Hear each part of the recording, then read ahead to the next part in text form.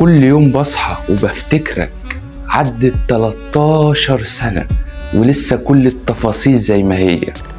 كل يوم ببص في المراية وبشوفك، بس عمري ما حكيتلك. ليه؟ خايف تقول ولا خايف من نفسك؟ كنت طفل بس كنت فاهم، فاكر اليوم ده كويس. يوم ما سبت صاحبي يقع في الغلط وانا كنت شايف وساكت. لانك كنت جبان ولا لانك كنت زيه؟ كنت اضعف من اني اتكلم، كنت خايف يفكر اني بغير منه، وهو كان كل حاجة، البطل، المحبوب، الشاطر.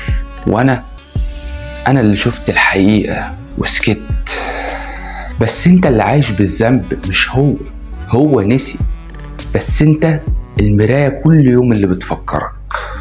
بس انا مش عايز اعيش كده تاني، انا لازم اقول، ولو مفيش حد يسمعني هكون انا اول واحد يسمعني.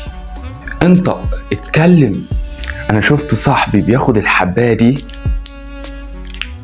وقلت هينضبط، بس تاني يوم مات. انا اللي سكت وانا اللي دفنت السر، ولو كنت اتكلمت يمكن كان لسه حي. مش متأخر، في ناس محتاجة تسمع الكلام ده. لو شفت حاجة غلط اتكلم، ما تسكتش. لو شفت صاحبك بيضيع ما تسيبهوش، امسكه من ايده، لان الصمت دايما مش امان. اتمنى تكون رسالتي وصلت.